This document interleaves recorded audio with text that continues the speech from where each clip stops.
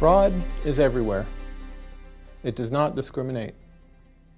If you look in the newspaper headlines, you'll see fraud in the public sector, in public schools, in nonprofit organizations. Even the best system of internal controls is not a guarantee against this threat. Unfortunately, many organizations either turn a blind eye to it or they have an attitude of, it can't happen here. Hi, I'm Jeff Nigro, one of the founding partners here at Nigro & Nigro and A+ Chartered Management Solutions. And today I'm going to talk to you about occupational fraud. Simply put, occupational fraud is a fraud scheme perpetrated by an employee against their employer. I'd like to talk to you about the most common types of fraud risks and what you can do to help minimize those risks in your organization. You might be asking yourself, is fraud really a problem? The Association of Certified Fraud Examiners, in their 2014 report to the nations, studied fraud cases globally. And what they found was that the typical organization loses about 5% of its revenue annually to fraud. The cases they studied, the median loss was $145,000, and nearly a quarter of the cases they studied, the loss was in excess of $1 million. They also found that smaller organizations were disproportionately victimized. You might be thinking to yourself, but we have an annual audit, so we don't have to worry about fraud. I can tell you that an audit, even of the highest quality, only provides limited assurance against fraud risks. The audit is not designed to detect fraud. In fact, in the ACFE report, only 3% of the frauds that they examined were detected by the external audit. You might be saying to yourself, but we have good people. We couldn't be victimized by fraud. And I hope that's true. But in the ACFE report, 85% of the fraud cases they examined were perpetrated by someone who had never been previously convicted or charged with a fraud-related offense. So what are the red flags that you need to be aware of? Famed criminologist Donald Cressy developed a concept that he called the fraud triangle. And the fraud triangle identifies 3 unique areas that have to be present in order for fraud to occur. Those 3 elements of fraud that have to be present are opportunity, motivation, and rationalization. As the employer organization, opportunity is the only one of those 3 points on the triangle that you have control over. And we'll spend some time talking about that. The other 2 areas of the triangle you should be aware of as well. The first one is motivation.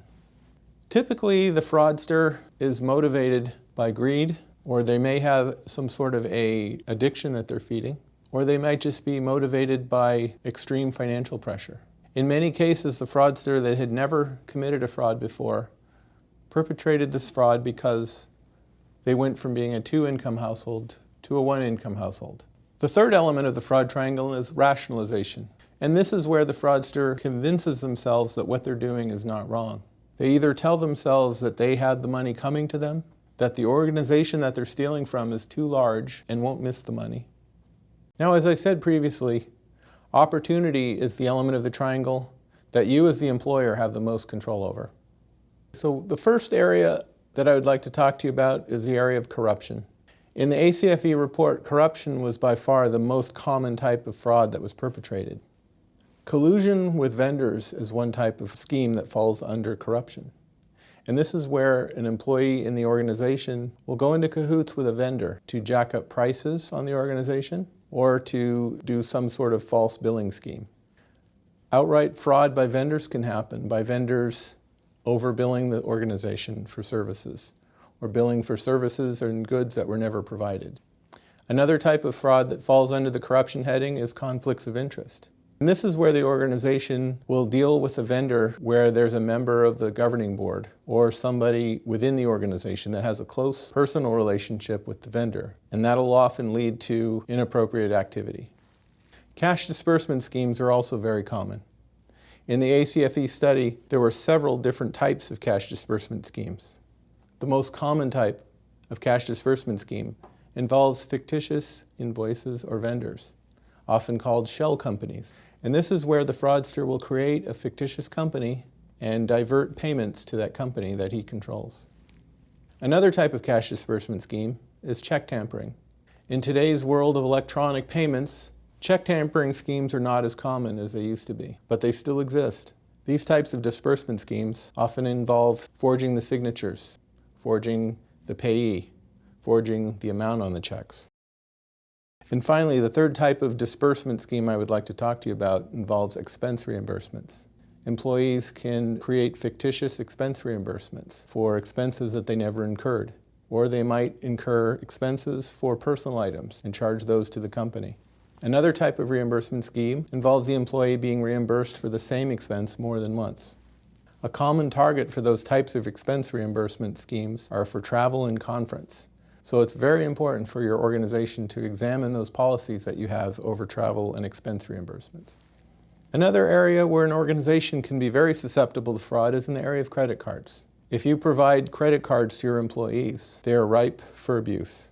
Credit card fraud schemes often involve the employee using a company credit card for personal expenses. They can fill up their vehicle with gas, they can buy gifts, take cash advances, or charge other types of personal expenses on the credit card. Another area in the organization that's very susceptible to fraud is the area of payroll. The most common type of payroll fraud scheme is what's called a ghost employee scheme. There are two ways to set up a ghost employee, an employee that only exists on paper. The first is somebody who has access to the payroll system can just simply set up a fictitious employee and generate a paycheck to that person, and then they collect the check.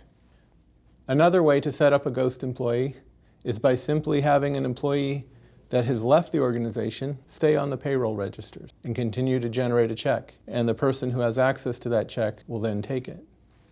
Other types of fraud schemes that involve payroll will often involve vacation and sick leave, where an employee may take vacation and sick leave legitimately, but not have the amounts deducted from their allowed balance. Or they may be given pay for sick leave or vacation pay that they were not entitled to. And finally, another type of fraud that involves payroll involves obtaining benefits that they're not entitled to for themselves and for their dependents. And finally, the last area I want to talk to you about is IT, information technology. Employees in the IT department often have access to materials, supplies, and technology equipment. Some of it is very high dollar value items. Fraudsters have access to these items and can use them for personal use or can simply steal those items. Other frauds have been perpetrated in this area by employees setting up shell companies and then diverting payments to those shell companies under the guise of making IT purchases. So those are just some of the areas where your organization can be victimized by fraud. Your best defense against fraud is a robust anti-fraud program and a well-informed workforce. At Nigro Nigro and A+ Charter Management Solutions, we have a team of anti-fraud professionals standing ready to help you. So just give us a call today.